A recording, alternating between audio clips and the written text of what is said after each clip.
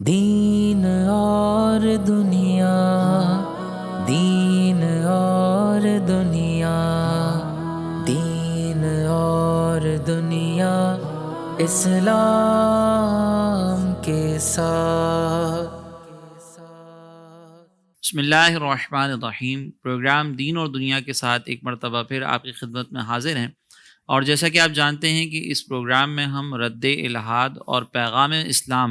اس موضوع کے تحت پروگرامز کر رہے ہیں، اور اس موضوع کا بنیادی مقصد ہمارا یہ ہے کہ اسلام کے وہ عقائد، وہ معاملات اور وہ نظریات کہ جن پر ایمان رکھنا، عقیدہ رکھنا ایک مسلمان کے لیے ضروری ہے، اور اس پر عقیدہ رکھنے کے بعد ہی ایک مسلمان اسلام پر قائم رہ سکتا ہے۔ اور ہمارے دور کے اندر جو جدید ذہن مختلف فتنوں میں مبتلا ہونے کے بعد اسلام کے ان بنیادی عقائد پر اعتراض کرتا ہے، اور پھر آہستہ آہستہ دین متین کو چھوڑنے کی طرف چلا جاتا ہے، ارتداد کی طرف چلا جاتا ہے، الحاد کی طرف چلا جاتا ہے، اور اس کے ذہن میں جو وسوسے پیدا کیے جاتے ہیں اس کا جواب دینا اس پروگرام کا بنیادی مقصد ہے۔ پچھلے پروگرامز میں ہم نے اللہ تبارک و تعالیٰ کے وجود پر کلام کیا تھا کہ ایک عقل کیسے یہ فیصلہ کرتی ہے کہ یہ کائنات بغیر خدا کے وجود کے نہ قائم ہو سکتی ہے اور نہ ہی یہ اس کا نظام چل سکتا ہے۔ اور پھر اس کے بعد ہم نے اس بات پر بھی کلام کیا تھا کہ ہمارے یہاں پر بہت سارے لوگ یہ دعویٰ کرتے ہیں کہ ہر چیز کا جواب جو ہے وہ عقل سے حاصل کرنا ممکن ہے، اور ہم نے عقلی دلائل کی روشنی میں یہ بات بیان کی تھی کہ عقل کی اپنی ایک حد ہے، عقل کچھ حدود کی پابند ہوتی ہے، اس کی کچھ حدود ہیں، اور اس حد کے بعد عقل مزید آگے جو ہے وہ کسی قسم کا کوئی فیصلہ نہیں کر سکتی، کسی قسم کا علم حاصل نہیں کر سکتی، اور وہ عاجز آ جاتی ہے۔ اب جب عقل عاجز آ جاتی ہے، اس کی ایک حد ہے، اور اس پر ہم نے پچھلے پروگرام میں بہت تفصیلی گفتگو کی تھی۔ آج ہم یہ بات کریں گے کہ جب عقل عاجز آ گئی تو وہ کون سا ایسا ذریعہ ہے کہ عقل کے عاجز آ جانے کے بعد ہم اس ذریعے کو استعمال کر کے اس کائنات میں آنے کی جو ہمارا بنیادی مقصد ہے وہ کیا ہے، اس کو ہم کیسے جان سکتے ہیں، اس پر کیسے عمل پیرا ہو سکتے ہیں، اس ذریعے پر بات کریں گے۔ یہاں پر میں ضمناً پچھلے پروگرام سے کنیکٹ کرنے کے لیے ایک بات ذکر کروں کہ عقل کی حدود پر جیسے ہم نے کلام کیا تھا، تو اس بات کو ذہن میں رکھنا ضروری ہے کہ اللہ تبارک و تعالیٰ نے حصول علم کے جتنے ذرائع ہمیں عطا کیے ہیں، جن میں حواس خمسہ ہیں، اور ان حواس خمسہ کی اپنی اپنی ایک حد ہے۔ جو علم ہم آنکھ سے حاصل کر سکتے ہیں وہ علم ہم سونگھنے سے حاصل نہیں کر سکتے، وہ کان سے حاصل نہیں کیا جا سکتا، اور جو چیز سن کر جس چیز کا علم حاصل کیا جا سکتا ہے اس کا علم آنکھوں سے دیکھ کر حاصل نہیں کیا جا سکتا۔ اسی طریقے سے جب ہمیں یہ معلوم ہو گیا کہ حواس خمسہ کی اپنی کوئی حد ہے تو عقل کی بھی ایک حد ہے۔ اس کی ایک ایگزامپل میں آپ کو یہ دیتا ہوں عقل کی حدود کے حوالے سے۔ وہ یہ کہ اگر مثال کے طور پر ہم کسی شخص کی آنکھوں پہ ہاتھ رکھ کر یا اس کی آنکھیں بند کر کر اس کا ہاتھ جو ہے وہ دیوار پر ٹچ کروائیں، مس کروائیں، تو وہ ہاتھ ٹچ کرنے کے بعد ہی فوراً اپنی عقل سے یہ نہیں معلوم کر سکتا کہ اس دیوار کا رنگ کیا ہے۔ اسی طرح کھانا سامنے موجود ہو تو صرف دیکھ کر، صرف اس کے خوشبو کو سونگھ کر، اس کو چکھے بغیر صرف اپنی عقل سے اس کے ذائقے کا اندازہ نہیں لگایا جا سکتا کہ عقل کی بنیاد پر رنگ معلوم ہو جائے، ذائقہ معلوم ہو جائے۔ یہ بھی اس بات کی دلیل ہے کہ عقل کی اپنی ایک حد ہے، اور جب عقل ایک محدود دائرہ رکھتی ہے، عقل کے علم کا ایک محدود دائرہ ہے، تو پھر وہ عقل خالق کائنات کی طرف سے آنے والے پیغام کو سمجھ نہیں سکتی جب تک کہ اس کو باقاعدہ طور پر ایک دوسرا ذریعہ نہ مل جائے جس کے ذریعے اس کو علم حاصل ہو رہا ہو۔ اسی طریقے سے عقل جو ہے وہ خالق کائنات کے پیغام کے مطابق صحیح اور غلط کا جو ہے وہ امتیاز نہیں کر سکتی کہ کیا چیز صحیح ہے، کیا چیز غلط ہے۔ وہ کون سے ایسے امور ہیں کہ ان کو اختیار کر کے اللہ تبارک و تعالیٰ کی یا اس کائنات کے مالک کی جو ہے وہ عبادت کی جا سکتی ہے۔ تو وہ ذریعہ کیا ہے اس پر انشاءاللہ ہم کلام کریں گے، اور پھر اس کے بعد جو ہے وہ ذریعے سے متعلقہ جو اعتراضات ہوتے ہیں یا اس کے متعلق جو وسوسے ہوتے ہیں اس پر ہم انشاءاللہ کلام کریں گے۔ آج کے اس پروگرام میں ہمارے ساتھ آپ جیسے جانتے ہیں کہ دو معزز شخصیات ہمارے ساتھ موجود ہیں، جن میں سے ایک ہمارے مفتی انس قادری صاحب ہیں اور دوسرے مفتی عرفان صاحب ہیں۔ تو میں پہلے چاہوں گا کہ مفتی عرفان صاحب جو ہے وہ اس ذریعے پر پہلے بات کریں کہ عقل کے پاس وہ کون سا ایسا ذریعہ ہے کہ جب اس کی حد ختم ہو جاتی ہے تو پھر اس کے بعد جو ہے وہ اس ذریعے کو استعمال کر کے عقل جو ہے وہ اپنے علم کو حاصل کر کے مزید آگے کے معاملات کو طے کرتی ہے۔ دیکھیں، جو علم کے حصول کے ذرائع ہیں، جہاں عقل ختم ہو جاتی ہے تو پھر جہاں ہماری رہنمائی کرنے والی وہ شے کہ جو چیز ہم عقل سے نہیں جان سکتے وہ ہمیں بتاتی ہے، ان میں سے ایک وحی بھی ہے۔ وحی کسے کہتے ہیں یہ جاننا بھی ضروری ہے. وحی کا لغوی معنی ہوتا ہے اشارہ کرنا، کسی بات کو، کسی خفیہ بات کو بتانا، مکتوب، رسالہ، لکھا ہوا پیغام وغیرہ. اور اصطلاح شرع میں ہم جب وحی کی بات کرتے ہیں تو اس کا مطلب ہوتا ہے ہوا کلام اللہ المنزل علی نبی من انبیائہ، کہ اللہ تبارک و تعالیٰ کا وہ کلام کہ جو نبیوں میں سے کسی نبی پر نازل ہو. تو یہ جو وحی ہے جو ہم اصطلاح شرع میں بات کرتے ہیں یہ خاص معنی میں ہے، اور یہ نبیوں کے ساتھ خاص ہے، یہ غیر نبی کے لیے ثابت نہیں ہو سکتی. اس کے مقابلے میں ایک لفظ ہوتا ہے یا اس کے ساتھ ایک لفظ استعمال ہوتا ہے الہام. وحی اور الہام کے اندر ایک خاص فرق ہوتا ہے. وحی نبی کے ساتھ خاص ہے اور الہام غیر نبی کے لیے ہوگا. وحی قطعی ہوگی اور الہام ظنی ہوگا. وحی سے احکام شرع ثابت ہوں گے، وہ حجت ہوگی، اور الہام سے شرعی حکم ثابت نہیں ہو سکتا. الہام ہمارے لیے بشارت ضرور ہو سکتا ہے، الہام ہمارے لیے خوشخبری کا ذریعہ ضرور ہو سکتا ہے، الہام کے ذریعے سے کسی چیز کی طرف رہنمائی ضرور کی جا سکتی ہے، لیکن الہام نہ ہماری اپنی ذات کے لیے حجت ہوگا، نہ الہام کسی دوسرے کے لیے حجت ہوگا. جبکہ وحی جو اللہ کے نبی پر نازل ہوتی ہے وہ قطعی بھی ہے، وہ اس سے حکم شرعی بھی ثابت ہوگا. یقیناً وہ احکام شرعیہ اس کے ذریعے ہمیں ملتے ہیں تو وہ قطعی ہے، اس کے ذریعے سے احکام شرعیہ ملیں گے، وہ حجت ہے. جبکہ اس کے مقابلے میں الہام ظنی ہے، نہ وہ حجت ہے اور نہ وہ اپنی ذات کے لیے حجت ہے، نہ کسی دوسری ذات کے لیے حجت اچھا ہے. الہام جو ہے وہ ہمارے لیے حجت نہیں ہوگا، اس سے مراد یہ ہے کہ اس کی بنیاد پر ہمارے اوپر کوئی چیز فرض لازم نہیں ہو جاتی، فرض واجب نہ ہوگی. اور اس الہام کی اگر ہم مختلف اگزامپلس دیکھیں تو وہ بعض اوقات خواب میں کوئی بشارت مل جاتی ہے، خواب میں جو ہے وہ کوئی کسی کام کے کرنے کی طرف جو ہے نا وہ ایک جیسے استخارے میں ہوتا ہے کہ مطلب یہ کام کرنا میرے لیے بہتر ہے یا نہیں ہے. تو اگر ایک شخص جو ہے وہ اس کی خلاف ورزی کر جاتا ہے مثال کے طور پر تو وہ پھر اس گناہ گار نہیں ہوگا. تو اس سینس میں یہ ہمارے لیے حجت نہیں ہے، اور نہ ہم اس الہام کی بنیاد پر جو ہے وہ کسی اور کو پابند کر سکتے ہیں. فار ایگزامپل اگر ہمیں جو ہے وہ اگر جیسے وحی ہے تو جیسے آپ نے ذکر کیا کہ وحی جو ہے یہ قطعی ہوتی ہے، یقینی ہوتی ہے، اس میں کسی قسم کا ڈاؤٹ نہیں ہوتا، اور چونکہ یہ ایک نبی پر ہے تو اب یہ حجت اس اعتبار سے ہو سکتی ہے کہ اس میں بہت سارے امور انجام دیے جا سکتے ہیں اور وہ عین شریعت ہے. اور الہام جو ہے وہ اگر شرعی جو شریعت کے وہ احکام جو بالکل واضح ہیں، جو بالکل ظاہر ہیں، اس کے خلاف ہو تو ہم الہام کو تو پھر رد ہی کر دیں گے. تو اس سینس میں یہ حجت نہیں ہوتا. لیکن وہ الہام شیطانی بھی کہلائے گا، جیسے کہ یعنی الہام جو ہے وہ نیک بات کا بھی ہو سکتا ہے اور بری بات کا بھی ہو سکتا ہے، لیکن اسے شیطانی وسوسہ کہا جائے گا کہ جس میں بری بات پر اطلاع دی یعنی جائے گی. یہ بھی ایک بنیادی طور پر وہ فرق ہو گیا نا کہ وحی تو صرف اللہ تبارک و تعالیٰ کی طرف سے ہی ہوگی، الہام جو ہے وہ اگر خلاف شرع ہو تو وہ شیطانی ہوگا، اور اگر خلاف شرع نہ ہو، کوئی اچھی چیز کا ہو تو پھر وہ اللہ تبارک و تعالیٰ کی طرف سے ممکن ہے. جی. تو یہ ہمیں بہت ضروری ہے. اس میں آج کے ٹاپک کے حوالے سے میں ابتداً ایک بات ایڈ کر دوں، وہ یہ کہ جب ہم وحی کا ذکر کر رہے ہیں تو ہمارے مخاطب وہ لوگ نہیں ہیں کہ جو خدا کے منکر ہیں، جو کسی خدا کو ہی نہیں مانتے. تو اس ٹاپک پہ ہمارے مخاطب وہ لوگ نہیں ہوں گے. ان کے لیے ہمارے جو پچھلے پروگرامات ہیں تو انہیں چاہیے کہ پہلے وہ ان کو دیکھ کے خدا کے وجود کے مکر یعنی اقرار کرنے والے بن جائیں. خدا کے وجود کو مانیں گے تو پھر یہ اگلا اسٹیپ ہے وہی والا. اچھا یہ پوائنٹ بہت امپورٹنٹ ہے. بعض اوقات ایسا ہوتا ہے کہ ہمارے سننے والوں کے لیے بھی میں یہ عرض کروں گا کہ بعض اوقات ایسا ہوتا ہے کہ جو معترض ہوتا ہے نا وہ بعد کی چیز کے اوپر اعتراض کر رہا ہوتا ہے. جی. مقدمات جو ہے وہ اس کو چھوڑ کر بالکل اینڈ چیز پر اعتراض کر رہا ہوتا ہے، اور ہمارے مسلمان جو ہے نا وہ اس کی دفاع میں لگے ہوئے ہوتے ہیں. یعنی مثال کے طور پر میں اس کو صرف سمجھانے کے لیے عرض کر رہا ہوں کہ اگر کوئی آپ سے یہ کہنا کہ بھائی اسلام جس خدا کا تصور دیتا ہے نا آپ اس پر بات کریں، اگر مرید یہ کہتا ہے تو آپ نے پہلا بنیادی اسٹیپ یہ کہ آپ اس سے یہ بات نہ کریں کہ اسلام جس کا تصور دیتا ہے، بلکہ آپ اس پہ یہ بات کریں کہ پہلے خدا کے وجود پہ بات کرو، اسلام نے کیا تعلیمات دی. اسی طریقے سے اگر کوئی وحی پر اعتراض کرتا ہے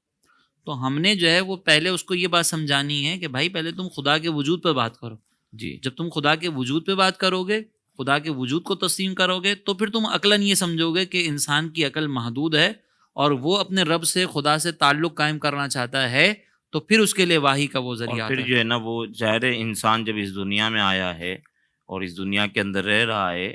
تو اسے جب یہ بات مانتا ہوگا کہ میرا کوئی بنانے والا ہے تو خود بخود اس کے اندر یہ بات بھی پیدا ہوگی کہ میرا بنانے والا مجھے دیکھنا کیسا چاہتا ہے، میرا کون سے عمل میں اس کی رضا ہے اور کون سے عمل میں اس کی ناراضگی ہے. کیونکہ انسان جو دنیا میں رہ رہا ہے تو بہت ساری چیزیں ایسی ہیں کہ اسے خود سے یا اس کی عقل کے ذریعے وہ نہیں جان سکتا کہ آیا یہ عمل میرے لیے اس وقت بہتر ہے یا اس وقت بہتر نہیں ہے، یا جو ہے وہ میرا فلاں کے ساتھ تعلق میں یہ والا تعلق اچھا ہے یا یہ والا تعلق اچھا ہے. تو اس مقام پہ اس کو رب تعالیٰ کی بارگاہ سے رہنمائی ضرور ملنی چاہیے اور ضرور اس کی طلب ہوگی اسے، تو وہ آگے اپنے ان معاملات کو کہ میں خالق کی دنیا میں رہ رہا ہوں تو مجھے اس کی دنیا میں کیسے رہنا ہے، وہ اس کے پیغام کے بغیر تو نہیں جانا جا سکتا. اچھا، وہی ایک تو قرآن سے ثابت ہے نا، قرآن نے ہمیں بتایا کہ نبی پر وحی نازل ہوتی ہے. نبی کریم صلی اللہ علیہ وسلم نے وحی کے بارے میں ہمیں جو اس کی کیفیات ہیں، ان تمام چیزیں ہمیں سرکار نے بتائی ہیں. لیکن وحی کی ضرورت عقلی طور پر بھی ثابت ہے. بالکل. یعنی ہم عقلی طور پر بھی دیکھیں تو وہی عقل سے بھی ہم یہ کہہ سکتے ہیں کہ جس قادر مطلق ذات نے اتنی بڑی کائنات بنائی ہے تو وہ بڑی زبردست قوت والا ہے، وہ حکیم ہے. تو جب ہم یہ مانتے ہیں کہ اللہ تبارک و تعالیٰ اس نے بڑی کائنات بنائی، وہ قدرت والا اور وہ حکیم ہے، تو جب حکیم ہم نے اللہ کو مانا ہے تو حکیم یہ نہیں ہو سکتا کہ وہ انسانوں کو پیدا کر کے اندھیرے میں چھوڑ دے اور ان کی ہدایت اور رہنمائی کے لیے کچھ عطا نہ فرمائے. تو جب ہم نے اللہ تعالیٰ کو قادر مطلق مانا اور یہ مانا کہ اس نے ساری کائنات کو پیدا کیا، انسانوں کو پیدا کیا، اور ہم یہ مانتے ہیں کہ وہ حکیم ہے، تو حکیم کی حکمت سے یہ متصور ہو ہی نہیں سکتا کہ وہ انسانوں کو پیدا کرے اور انسانوں کو اندھیروں میں چھوڑ دے اور ان کی ہدایت اور رہنمائی کے لیے کچھ نازل نہ فرمائے. تو یہ عقلی طور پر بھی ہمیں ماننا پڑے گا کہ وہی یہ ہمارے لیے ضروری ہے، کیونکہ اللہ نے ہمیں پیدا کیا، اس نے خاص حکمت کے تحت ہمیں پیدا فرمایا ہے. تو وہ حکمت کیا ہے، وہ مقصد کیا ہے، ہم دنیا میں کیوں آئے ہیں اور ہماری ذمہ داریاں کیا ہیں، یقیناً اللہ تبارک و تعالیٰ نے وہ ہمیں بتانی تھی. اس لیے اللہ تبارک و تعالیٰ کی جانب سے نبیوں پر وحی نازل ہوئی اور وحی کے ذریعے سے ہمیں پتہ چلا کہ ہماری ذمہ داری کیا ہے اور ہمیں کس طریقے سے زندگی گزارنی ہے. جیسے کہ سورہ ملک میں فرمایا تو تم میں سے کون ہے جو اچھا عمل کرے. تو اچھا عمل جب تک اس کی بارگاہ سے اسے معلوم ہی نہیں ہوگا کہ اس کے لیے خیر کیا ہے اور شر کیا ہے، کیونکہ کچھ چیزوں کا خیر اور شر تو انسان عقل سے متعین کر سکتا ہے. جیسے عام انسان بھی سمجھتا ہے کہ جھوٹ بولنا برا ہے اور سچ بولنا جو ہے وہ صحیح ہے، لیکن کئی جگہ پہ اس کو خیر اور شر جو ہے وہ باہم ایسا ملا ہوا نظر آئے گا کہ جہاں اسے اس ربانی پیغام کی ضرورت ہے کہ جو اس کے سامنے خیر اور شر کو واضح کر. اچھا، اب یہاں پر جیسے ہم نے یہ بات کر لی ضرورت ہے وحی پر، اور یہ وحی یہ جو ہم کلام کر رہے ہیں کہ یہ عقلی دلیل اس کے لیے ہے کہ جو پہلے خدا کے وجود کو مانے. اب یہ سوال پیدا ہوتا ہے کہ ایک انسان تک یہ پیغام پہنچانے کے لیے اللہ تبارک و تعالیٰ نے جو وحی کے مختلف طریقے اپنائے، تو وہ ہم کیسے سمجھ سکتے ہیں وہ کیا ہے اور ہمیں اس کا کانسیپٹ کیا ملا ہے قرآن و حدیث میں. تو اس میں ایک تو بہت عام اور مشہور ہے جو ہمارے یہاں پر مطلب اکثر لوگ سمجھتے ہیں کہ وحی جو ہے وہ ایک فرشتے کے ذریعے جو ہے وہ ایک نبی تک پہنچائی جاتی ہے، اور وحی جو ہے اس گویا کہ اللہ تبارک و تعالیٰ سے فرشتہ ایک پیغام حاصل کرتا ہے اور وہ پیغام جو ہے وہ رسولوں تک پہنچاتا ہے جو منتخب افراد ہیں ان تک. تو جیسے ہم یہ دیکھتے ہیں کہ پہلی وحی جو ہے وہ قرآن مجید کی آیت مقدسہ سورہ اقرا جو ہے یہ نازل ہوئی. تو اس میں جبریل امین حاضر ہوئے، سرکار علیہ الصلوۃ والسلام کی بارگاہ میں جو ہے وہ اللہ تعالیٰ کا پیغام پہنچایا. اب یہاں پر پہلے اس کیفیت کے اوپر یا اس قسم کے اوپر ایک سوال یہ پیدا ہوتا ہے کہ ایک نبی کو کیسے معلوم ہوتا ہے کہ یہ جو میرے پاس پیغام آیا ہے یہ پیغام جو ہے اللہ تبارک و تعالیٰ کی طرف سے ہی ہے، کیونکہ وحی اللہ کا پیغام ہے. ابھی ہم رسالت پہ، نبوت پہ، انبیاء پہ تو بات کریں گے، لیکن پہلا جو ایک طریقہ کار ہے نا جو بہت مشہور ہے، دیگر بھی ہیں اس پہ بھی ہم بات کرتے ہیں، لیکن اس پر جو ہے وہ بعض لوگ یہ کہتے ہیں کہ بھائی نبیوں کو کیسے پتہ چلا. تو یہ بھی ہمیں سمجھانے کی تھوڑی سی ضرورت ہے. اس میں جو ہے وہ اس سلسلے میں عرض یہ ہے کہ انبیاء کے سامنے جب فرشتوں کا نزول ہوتا ہے تو اللہ تبارک و تعالی ان فرشتوں کے ذریعے بھی ایک معجزہ فرشتوں کو عطا کرتا ہے جو نبی کے لیے دلیل بن جاتا ہے کہ یہ جو ذات آئی ہے جو مجھ پر جس کا نزول ہوا ہے یہ من جانب اللہ ہے، یہ اللہ کے علاوہ کسی اور بارگاہ سے نہیں آئے. تو ایک تو یہ کہ فرشتہ خود معجزہ لے کے آتا ہے اپنی دلیل میں کہ میں اللہ کی بارگاہ سے آیا ہوں. دوسری بات یہ کہ اس کی اپنی کیفیت ایسی ہوتی ہے فرشتے کی کہ جو خود اس کو واضح کر دیتی ہے کہ یہ بارگاہ الہی سے آیا ہوا ہے۔ تیسری چیز یہ ہے کہ جو امام رازی نے بیان کی ہے، نبی کے اندر خود ایسی قوت ہوتی ہے کہ وہ جن فرشتے اور ان چیزوں کے درمیان فرق کر لیتا ہے۔ اللہ تبارک و تعالیٰ نبی کو ایسی صلاحیت عطا فرماتا ہے، تو جس کی وجہ سے وہ جان لیتا ہے کہ یہ پیغام دینے والا جو آیا ہوا ہے فرشتہ ہے وہ بارگاہ الہی سے۔ یہاں میں دوسری بات عرض کروں گا کہ قرآن مجید کی آیت مبارکہ میں اللہ تبارک و تعالیٰ نے نزول وحی کے 3 طریقوں کو بیان فرمایا ہے، اور میں ما کان لبشر ان یکلمہ اللہ الا وحیا او من وراء حجاب او یرسل رسولا فیوحی باذنہ ما یشاء، کہ اللہ تبارک و تعالیٰ کسی آدمی سے کلام اسی انداز میں فرماتا ہے کہ اس پہ وحی آتی ہے، یعنی وحی کا مطلب یہ ہے کہ اس کے دل کے اندر ایک بات کو ڈال دیا جاتا ہے۔ یہاں وحی کا خصوصی معنی ہے کہ اس کے قلب کے اندر ایک بات کو ڈال دیا جاتا ہے۔ اس کی پھر صورت جو ہے نا خواب والی بھی بیان کی گئی ہے۔ دوسرا یہ کہ اسے پردے کے پیچھے سے اللہ تبارک و تعالیٰ کی بارگاہ سے ایک آواز سنائی دیتی ہے، تو وہ دوسری صورت یہ بن جاتی ہے کہ اسے آواز سنائی دیتی ہے۔ اور تیسرا یہ کہ اللہ تبارک و تعالیٰ فرشتے کو بھیج دیتا ہے۔ تو یہ 3 صورتیں تو کلام رحمان کے اندر ہی بیان کر دی گئیں کہ دل کے اندر بات جم جائے گی، یا جو ہے وہ فرشتہ آئے گا، یا جو ہے وہ پردے کے پیچھے سے آواز سنائی دے گی۔ تو یہ 3 طریقوں کے ذریعے قرآن مجید میں بیان کیا کہ اللہ تعالیٰ نبی سے کلام کرتا ہے۔ کیفیات وحی پر ہم کلام کریں تو اس کی متعدد صورتیں جیسے حدیث میں بھی وارد ہوئی۔ حضرت عائشہ صدیقہ رضی اللہ تعالیٰ عنہ ایسا فرماتی ہیں کہ حضرت حارث بن ہشام انہوں نے سرکار کریم علیہ السلام سے پوچھا کہ کیف یاتیک الوحی،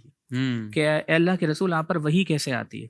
تو اللہ کے رسول نے فرمایا کہ کبھی کبھی یہ وحی مجھ پر گھنٹی کی آواز کی مثل نازل ہوتی ہے۔ تو اس کی شارحین نے وضاحت کی ہے کہ جس طریقے سے گھنٹی کی آواز مسلسل ہوتی ہے تو وحی بھی مسلسل ہوا کرتی تھی، جس طریقے سے گھنٹی کی آواز سخت ہوتی ہے اسی طریقے سے وہ وحی وہ شدید ہوا کرتی تھی۔ اور سیدہ عائشہ صدیقہ رضی اللہ تعالیٰ عنہ فرماتی ہیں کہ بسا اوقات سردی میں سرکار کریم علیہ الصلوۃ والسلام کی پیشانی سے پسینہ آ رہا ہوتا تھا۔ تو یہ کیفیاتی وحی پر ہم جیسے کلام کرتے ہیں تو ایک تو یہ کیفیت تھی کہ گھنٹی کی آواز کی مثل نازل ہوتی، کبھی ایسا ہوتا۔ اس پر میں آپ دیگر انشاءاللہ بیان کیجیے گا، میں تھوڑا سا یہاں پر روک کر معذرت آپ کی بات کاٹ کر، بعض لوگ جو ہے نا وہ یہ جب گھنٹی کی آواز والی بات کرتے ہیں نا، تو آپ نے جیسے اس کی وضاحت فرمائی کہ شارحین نے اس کو کس انداز سے بیان کیا ہے، تو یہ سمجھنا ہمارے لیے بہت ضروری ہے، کیونکہ بعض لوگ یہ سمجھتے ہیں کہ جیسے ٹن ٹن ٹن ٹن ٹن آواز آ رہی ہوتی تھی، ایسا نہیں ہے، بلکہ یہ مثال بیان کرنے کا مقصد یہ ہوتا ہے کہ اس کے کچھ اوصاف جو ہے وہ اس میں ہمیں نظر آتے ہیں۔ اب جیسے مثال کے طور پر ہم بہت ساری مثالیں اپنے یہاں پر دیتے ہیں کہ یار یہ جانوروں کی طرح کھانا کھاتا ہے، اس کا مطلب یہ نہیں کہ 4 ٹانگوں پہ بیٹھ کر جو ہے وہ ڈائریکٹ منہ سے کھانا کھا رہا ہے، بلکہ اگر کوئی پورا مٹھی بھر کر چاول اٹھا کر منہ میں ڈالنا شروع کر دے تو ہم اس کو بھی کہتے ہیں کہ جانوروں کی طرح کھا رہا ہے، یعنی جیسے جانوروں کو سلیقہ نہیں ہے اس طریقے سے یہ ویسے کھانا کھا رہا ہے۔ اسی لیے یہ حدیث پاک کے اندر بھی جس کا ذکر ہوا، وہ حدیث پاک میں بھی اس کو مثل قرار دیا ہے۔ ہاں، مطلب یہ ہے کہ اس کی حقیقت تو اللہ تعالیٰ جانتا ہے اور اس کے حبیب جانتے اس کے حبیب علیہ السلام اور جانتے ہیں۔ مثال بیان کرنے میں 100% نہیں ہوتا کہ بالکل ایسا ہی ہے، بلکہ صرف تشبیہ دینے کا مقصد ہوتا اصل ہے۔ میں یہ مثال کا مقصد تو یہ ہوتا ہے نا کہ جسے بیان کیا جا رہا ہے، ظاہر ہے اس پر تو وحی کا نزول نہیں ہو رہا جسے خطاب ہو رہا ہے، یعنی صحابہ پر تو وحی کا نزول نہیں ہو رہا، تو ان کے اذہان سے اس کو قریب کرنا مقصود ہوتا ہے کہ وہ آواز کیسی ہوتی ہے۔ تو مثال اسی لیے بیان کی جاتی ہے۔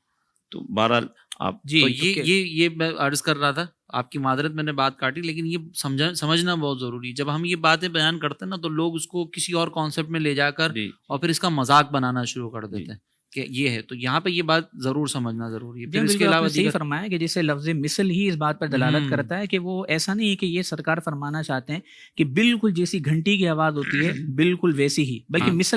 مثال کے طور پر سرکار نے فرمایا کہ جس طریقے سے گھنٹی کی آواز سخت ہوتی ہے، مسلسل ہوتی ہے، جو شارح نے اس کی وضاحت اصل میں نے وضاحت اس لیے بھی کی تھی کیونکہ بعض بدبخت جو ہے نا انہوں نے باقاعدہ اس طرح کی میمز بنا کر جو ہے نا وہ گھنٹی کی آواز ساتھ لگا کر اور پھر اس کا باقاعدہ مذاق اڑایا ہے مولیدین نے، تو ہمارے مسلمان پھر اس کے اندر وسوسوں میں مبتلا ہو جاتے ہیں کہ یار یہ جو ہے نا وہ حدیث کی کتابوں میں بھی لکھا ہوا ہے، صحیح سند ہے،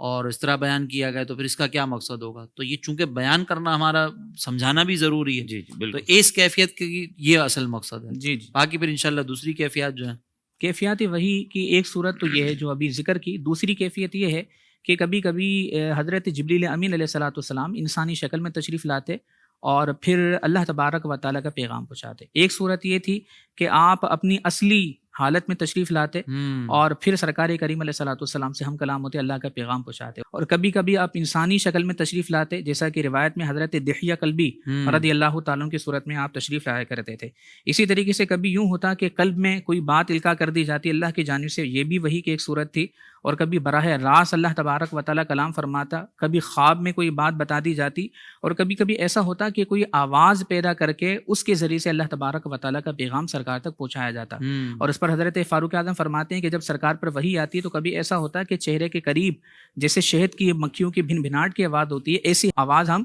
سنا کرتے تھے. تو یہ مختلف کیفیات وحی کی احادیث مبارکہ سے ہمیں پتہ چلتی ہے. یہ آواز جو ہے وہ دور والے سنا کرتے، دور والے سنا کرتے تھے. ہم یہ نہیں کہیں گے کہ سرکار علیہ الصلوۃ والسلام معاذ اللہ جو ہے وہ اس طرح کی آواز سنتے تھے یا اس سے کچھ سمجھ نہیں آتا تھا یا وہ یہی ہوتی تھی. یہ بھی مثل سمجھنے کے لیے یہ اس بات پر دلالت ہے. حضرت فاروق اعظم نے فرمایا کہ ہم اس آواز کو سنتے تھے. ایک تو خود سرکار کریم علیہ الصلوۃ والسلام پر وحی نازل ہو رہی ہے، آپ اس کو سن رہے ہیں، مشاہدہ کر رہے ہیں، اور خود اور پھر صحابہ کرام علیہم الرضوان کا یہ دیکھنا، اس آواز کو سننا، اس بات پر دلالت کرتا ہے کہ جو مخالفین اعتراض کرتے ہیں کہ نبی کریم صلی اللہ علیہ وسلم پر جو وحی نازل ہوتی تھی معاذ اللہ یہ مرگی کا دورہ ہے، جس کو انگلش میں ایپیلیپسی ہم کہتے ہیں.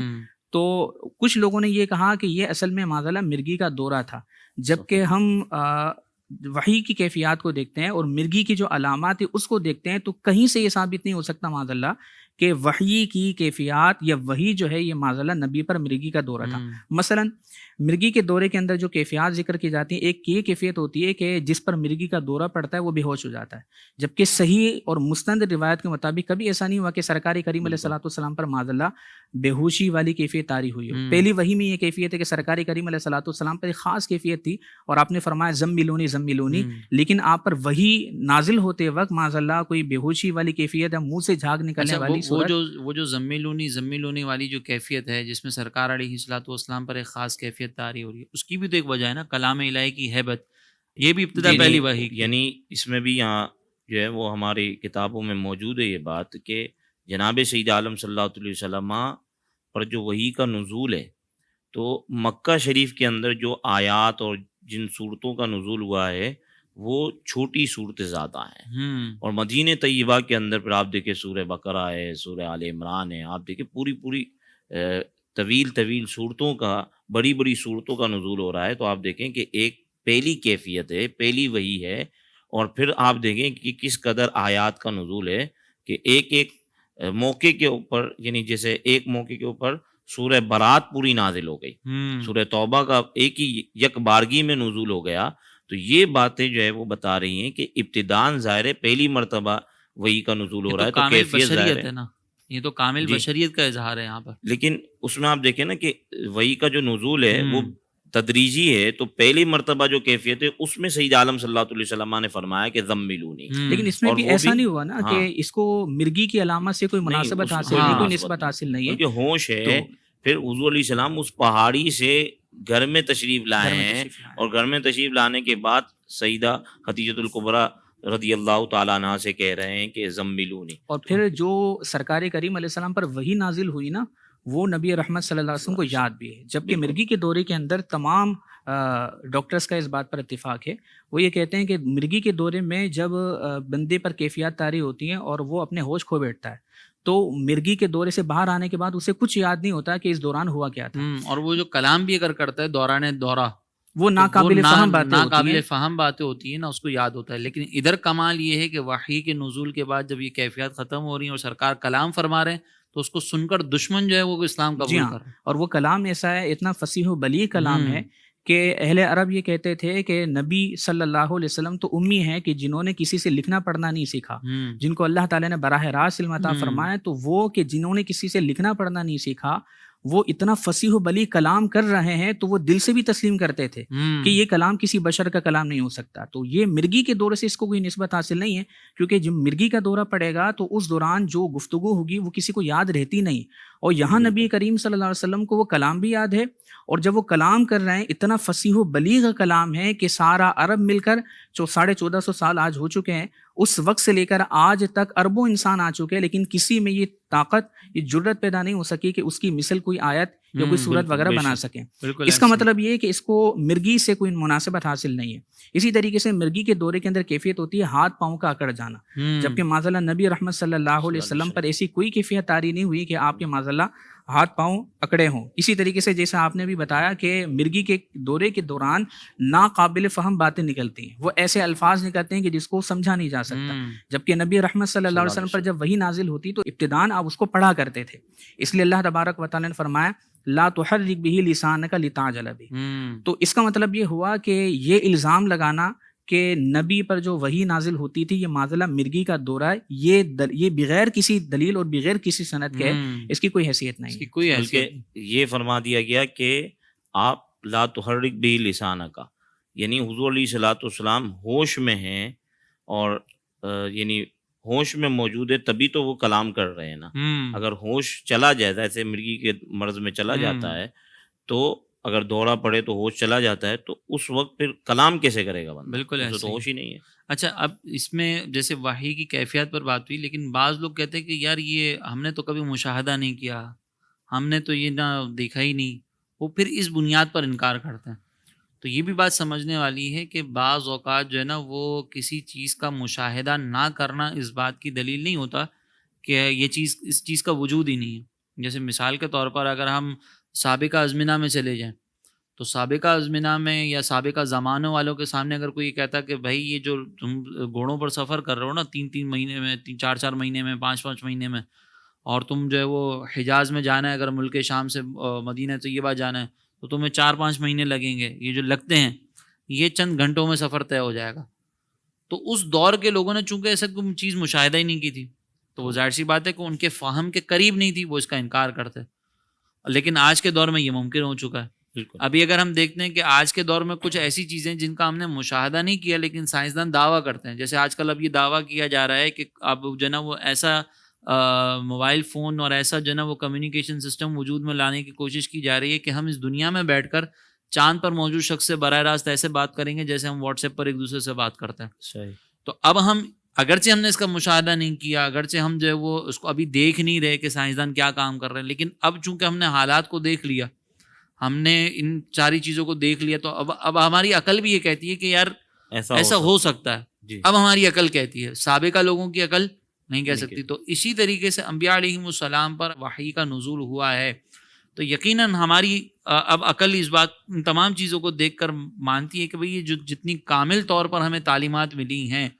اور اتنا زبردست ہمیں سسٹم مل رہا ہے، نظام مل رہا ہے۔ اس میں ایڈ کرنا چاہوں گا، سید عالم صلی اللہ علیہ وسلم نے جو قیامت کی نشانیاں بیان کی ہیں، تو ان قیامت کی نشانیوں کو جب بیان کیا تو بہت ممکن تھا کہ جو ہے وہ یہ کہا جا سکتا تھا کہ یہ کب ہوگا، یہ کیسے ہوگا۔ لیکن آج کے زمانے میں اگر ہم انہی نشانیوں کو پڑھتے ہیں تو ہمیں یہ بات محسوس ہوتی ہے کہ جناب سید عالم صلی اللہ علیہ وسلم نے اس وقت جو فرمایا تھا وہ آج ویسے ہی نظر آ رہا ہے۔ جیسے فرمایا کہ آسمان سے فتنے نازل ہوں گے، میں دیکھ رہا ہوں کہ آسمان سے فتنے نازل ہوں گے۔ اب اس زمانے میں اگر اس کی صورت دیکھیں تو سیٹلائٹ کے ذریعے سارے فتنے گھروں کے اندر اتر رہے ہیں، اس جگہ بھی اتر رہے ہیں کہ جہاں جو ہے وہ تصور نہیں کیا جا سکتا۔ تو کبھی ایسا ہوتا ہے کہ ایک زمانے والوں کی وہ بات اس وقت ان کے لیے ایسا ہوتا ہے کہ شاید ایسا نہیں ہو سکتا، وہ کہہ دیں کہ یہ تو ممکن ہی نہیں ہے، لیکن بعد میں آنے والے زمانے میں وہ متصور ہو سکتی ہے۔ حضرت آپ نے جیسے ذکر کیا کہ کسی چیز کا مشاہدہ نہیں کیا، تو صرف اس بات پر، اس بنیاد پر کسی چیز کا انکار نہیں کیا جا سکتا کہ ہم نے دیکھا نہیں۔ اب جیسے برمودا ٹرائنگل ہے تو ایک بڑی تعداد ہے کہ جس نے نہیں دیکھا، تو کیا ہم نے نہیں دیکھا تو ہم اس کا انکار کر دیں کہ برمودا ٹرائنگل کوئی شے نہیں ہے؟ جی اسی طریقے سے کہکشائیں ہیں، سیارے ہیں، ہمیں سے کسی نے نہیں دیکھے کہکشائیں کون سی ہیں، کتنی ہیں، سیارے کون کون سے ہیں، تو کیا ہم اس کا انکار کر دیں؟ تو جس طریقے سے ہم نے بہت ساری چیزوں کو نہیں دیکھا، بے شمار چیزیں ایسی ہیں جن کو ہم نے نہیں دیکھا، لیکن ہم نہ دیکھنے کی وجہ سے اس کا انکار نہیں کرتے کہ اس کی عقلی ضرورت ثابت ہے. اچھا اسی طریقے سے وحی کی جب عقلی ضرورت ثابت ہے تو ہم صرف اس بنیاد پر انکار نہیں کر سکتے کہ ہم نے دیکھا نہیں. اس کے ساتھ میں وحی کی ضرورت پر ایک اور بات ایڈ کرنا چاہ رہا ہوں کہ آج کے ترقی یافتہ دور میں اب تو سائنس یہ مان چکی ہے کہ آپ اپنے قوت خیالی کے ذریعے سے اپنا پیغام دوسروں کو پہنچا سکتے ہیں. جیسے یہ ایک علم ایجاد ہوا، وہ ہے ہپنوٹزم. یہ اصل میں مسمرزم تھا، اس کے بعد اس کا ایک نیا نام ایجاد ہوا ہپنوٹزم. اس کے اندر یہی ہوتا ہے کہ مقناطیسی عمل کے ذریعے سے اپنی بات کو، اپنے پیغام کو کسی اور کے اندر پہنچایا یا منتقل کیا جا سکتا ہے. تو آج کے ترقی یافتہ دور میں یہ بات ماننا کوئی بعید نہیں ہے، اس میں کوئی تعجب والی بات نہیں ہے کہ جب ایک انسان اپنے پیغام کو دوسرے تک پہنچا سکتا ہے تو اتنی قوتوں والا مالک کیا اپنے بندے تک پیغام نہیں پہنچا سکتا؟ تو آج کے ترقی یافتہ دور کے اندر وحی کا انکار کرنا یہ ایک عجیب سی بات ہے. اچھا اگر ہم نے خود مشاہدہ نہ کیا ہو اور کسی اور نے مشاہدہ کر کے ہمیں خبر دی ہو تو یہ بھی ہم بعض اوقات اپنی عقل سے مان لیتے ہیں. جو بہت ساری سائنس نے دریافت کی ہوئی ہیں وہ ساری چیزیں جو ہے وہ بھی سائنسدانوں نے دیکھی ہیں نا. جیسے اوزون لیئر ہے، اب یہ لیئر جو ہے وہ ہم نے نہیں دیکھی اور بہت کم سائنسدان ایسے ہیں جنہوں نے دیکھی ہے. بہت ساری ایسی چیزیں ہیں کہ جو سائنسدان صرف کیلکولیشنز کی بنیاد پر کہتے ہیں کہ بھئی اس کا وجود ہے. اب وہ بڑے سائنسدان جب اس کو کہتے ہیں کہ ایسا وجود ہے تو چھوٹے سائنسدان پھر ان کے پیروی کرنے والے جتنے اسٹوڈنٹس ہوتے ہیں وہ سب مان لیتے ہیں. تو اگر چند سائنسدانوں نے ایک چیز کا مشاہدہ کیا ہو، ایک چیز کو عقل سے ثابت کیا ہو، تو باقی سائنسدان اور پھر وہ جو دیگر اسٹوڈنٹس ہوتے ہیں وہ تسلیم کر لیتے ہیں یہ عقل کے مطابق ہے. تو جب وحی کو خود انبیاء علیہم السلام نے دیکھا ہو، پھر جو ہے وہ صحابہ کرام نے اس کا مشاہدہ کیا ہو کہ نبیوں پر یہ نازل ہوئی ہے اور تواتر کے ساتھ جب ہم تک وہ بات پہنچی ہو، تو پھر ہم اس کو کیوں نہ مانیں؟ ان دونوں میں فرق کیوں ہے؟ اور پھر اس میں یہ بھی کہ یہ کوئی ایک نبی کی ہم بات نہیں کر رہے، 1,24,000 انبیاء کرام کم و بیش تشریف لائے ہیں، ان پر وحی کا نزول ہوا ہے. ان سب کی باتوں کو ہم یکمشت کیسے جو ہے وہ جھٹلا سکتے ہیں؟ دوسری بات یہ ہے کہ اگر کوئی چیز ہماری عقل میں نہیں آ رہی تو وہ خلاف عقل نہیں ہو سکتی. یعنی ہماری عقل اس کو تسلیم نہیں کر رہی، اس کا مطلب یہ نہیں ہے کہ وہ عقل کے خلاف ہے. تو یہ بھی جو ہے وہ اگر بظاہر کسی کے عقل میں وہی نہیں آتی کہ کیسے ہو سکتا ہے تو اس کا انکار نہیں کیا جا سکتا کہ یعنی خلاف عقل اور ما ورائے عقل ہونے میں بہت فرق ہے. جی، خلاف عقل کا تو مطلب یہ ہوگا کہ ہماری عقل اس کو قبول کر ہی نہ سکے کسی طریقے سے، اور ایک ہوتا ہے ما ورائے عقل کہ عقل کی حدود میں نہیں آتا، اور خلاف عقل کا مطلب عقلی دلائل کے خلاف. تو یہ وحی جو ہے خلاف عقل نہیں ہے، ما ورائے عقل ہے. یہ ہمیں سمجھنا بہت ضروری ہے. اس کو آسان اگزامپل میں اگر ہم سمجھنے کی کوشش کریں نا تو خلاف عقل کو میں آسان الفاظ میں اگر سمجھانے کی کوشش کروں فہم کو قریب کرنے کے لیے، کہ اگر کوئی یہ کہتا ہے نا کہ بھائی 2 اور 2 5 ہیں تو یہ خلاف عقل ہے. ٹھیک ہے. اور اگر کوئی یہ کہتا ہے کہ یار یہ جو نا مثال کے طور پر ایک شخص جو ہے وہ 2 منٹ میں اپنی بات جو ہے نا یہاں سے لے کر ہائی وے تک پہنچا دی اس نے 2 منٹ کے اندر، تو یہ خلاف عقل نہیں ہے. اب اگر مثال کے طور پر میں نے فون یوز نہ کیا ہو، میں نے کوئی اور چیز نہ کی اور ڈائریکٹ میں یہ کہوں کہ میں نے اپنی آواز وہاں پر پہنچا دی تو ما ورائے عقل ہے. لیکن آہستہ آہستہ اگر میں یہ بتاؤں کہ بھائی اب ایسی ٹیکنالوجی ایجاد ہو چکی ہے کہ ہم جو ہے وہ آواز دیتے ہیں، وہ آواز سیٹلائٹ میں جاتی ہے اور 2 منٹ کے اندر ہماری سیٹلائٹ جو ہے وہ آواز آگے دوسرے تک پہنچا دیتی ہے. تو اب یہ ما ورائے عقل ہے کب تک؟ جب تک یہ ایجاد نہیں ہو جاتی ایسی ٹیکنالوجی. لیکن اگر یہ ٹیکنالوجی ایجاد ہو گئی تو پھر یہ عقل کے قریب بھی آ جائے گی، عقل اس کو تسلیم بھی کرے گی. لیکن کیا اب میں چونکہ ابھی فی الحال یہ ٹیکنالوجی نہیں ہے تو کیا اس چیز کا رد کر دوں کہ یہ ہو ہی نہیں سکتا، ایسی ٹیکنالوجی وجود میں نہیں آ سکتی؟ تو یہ ما ورائے عقل ابھی تک ہے کیونکہ ہم نے اس ٹیکنالوجی کو بنتے ہوئے نہیں دیکھا، لیکن خلاف عقل نہیں ہے. خلاف عقل 2 2 5 ہے. تو اسی طریقے سے وحی جو ہے یہ خلاف عقل نہیں ہے، ما ورائے عقل ضرور ہے. تو یہ سمجھنا بھی بہت ضروری ہے کہ ہمارے یہاں پر ہے نا بعض اوقات اس چیزوں کو بھی مکس کر دیا جاتا ہے. اور خلاف عقل میں اور ما ورائے عقل میں ہمیں تمیز کرنا ضروری ہے کہ جیسے معجزات کی بھی ہم نے ذکر کیا تو معجزات جو ہے وہ خلاف عقل نہیں ہے، ما ورائے عقل ضرور ہے. میں اس میں ایک بات، کیونکہ وحی سے ریلیٹڈ اور الہام کی گفتگو بھی ہوئی ہے، تو میں یہ عرض کرنا چاہوں گا کہ جیسے آج کے زمانے میں کوئی شخص کھڑا ہو کے کہے کہ مجھ پر وحی آتی ہے، یہ الہام آتا ہے، تو اگر وہ وحی کا دعویٰ کرتا ہے کہ مجھ پر جو ہے وہ وحی کا نزول ہوتا ہے، تو اس کا یہ کہنا کہ مجھ پر وحی کا نزول ہوتا ہے یہ ایسا ہی ہے جیسے وہ نبوت کا دعویٰ کرتا ہے. کیونکہ وحی نبی پر آتی ہے اور نبی وہ ذات ہوتی ہے کہ جس پر وحی آتی ہے. تو یہ دونوں ایک دوسرے کو لازم ملزوم ہیں. تو اگر کوئی شخص وحی کا مدعی بنتا ہے تو وہ نبوت کا دعوے دار ہے، گرچہ وہ کہے کہ میں اپنے آپ کو نبی نہیں مانتا، لیکن ایسا ہو نہیں سکتا کہ وحی بھی آئے اور وہ نبی بھی نہ ہو. اس میں ایک چیز اور ملا دوں، جو الہام کا دعویٰ کرتے ہیں نا، وہ اصل میں نبوت کا دعویٰ نہیں کرتے، وہ اپنے آپ کے مہدی ہونے کا زیادہ دعویٰ کرتے ہیں. کم امام مہدی ہیں، کیونکہ ظاہر ہے وہ امام مہدی ایسی اولیاء کے اندر ایک بڑی ذات ہوگی کہ بارگاہ الہی سے ان پہ الہامات کا نزول بھی ہو، تو امام مہدی بھی شریعت مصطفیٰ علیہ الصلوۃ والسلام کے پابند ہوں گے. بالکل یعنی ایسا نہیں ہے کہ وہ شریعت کے کسی حکم کو منسوخ کر دیں گے یا شریعت کا کوئی نیا حکم لے آئیں گے، ایسا نہیں ہو سکتا. اگر ان پہ الہام ربانی بھی ہو تو اس کے باوجود بھی وہ شریعت مطہرہ کے پابند ہیں، انہی عقائد و نظریات کے پابند ہوں گے. تو کوئی مہدی کا تصور کر کے اپنے لیے الہام کو حجت تصور کرے یا اپنے مریدین یا معتقدین کے لیے حجت مانے. اور امام مہدی جب تشریف لائیں گے تو امام مہدی رضی اللہ تعالیٰ عنہ کی بھی وہ نشانیاں جو حدیث میں ذکر کی گئی ہیں اس کے مطابق ہی جو ہے وہ ہم ان کو تسلیم کریں گے. تو اس اعتبار سے بہرحال ابھی چونکہ ہم وحی پر کلام کر رہے تھے تو ابھی ختم نبوت یا سرکار علیہ الصلوۃ والسلام کو ہم آخری نبی مان رہے ہیں، یا نبوت کا سلسلہ آج کے دور میں کیوں ختم ہو گیا یا یہ اب ختم ہو چکا ہے، اس پر کیا دلائل ہیں، اس پر تو ہم انشاءاللہ اگلے پروگرام میں ہمارا جیسے موضوع ہے نبوت اور رسالت سے متعلق، تو اس پر ہم کلام کریں گے. تو امید ہے کہ ہمارے دیکھنے والوں کو یہ بات بہت اچھے انداز سے سمجھ آئی ہوگی کہ انسان کو اپنی ہدایت کے لیے اللہ تبارک و تعالیٰ کی طرف سے چونکہ پیغام کا حصول ضروری ہے، اور وہ پیغام کا حصول جو ہے وہ وحی کے ذریعے آتا ہے، اور وحی جو ہے وہ ہمارے لیے ایک حجت ہے جو اللہ تبارک و تعالیٰ کی عبادت کرنے کے انداز کو ہمیں بتاتی ہے کہ کیسے اس کا عبادت کرنی ہے. یہ سارے موضوعات جو ہے وہ بہت اچھے انداز سے، اور اس پر جو ہونے والے ممکنہ اعتراضات تھے یا جو اعتراضات کیے جاتے ہیں وہ ہم نے آپ کی خدمت میں ذکر کی. امید ہے کہ آپ کو یہ بات سمجھ میں آئی ہوگی. انشاءاللہ اگلے پروگرام میں ہم نبوت اور رسالت اور انبیاء علیہم السلام سے متعلق جو اسلام کے بنیادی عقائد ہیں وہ، اور اس پر جو اعتراضات کیے جاتے ہیں یا ممکنہ کوئی اگر اعتراض ہے تو انشاءاللہ ہم اس پر کلام کریں گے. تب تک کے لیے ہمیں اجازت عطا فرمائیں، انشاءاللہ اگلے پروگرام میں ملاقات ہوگی.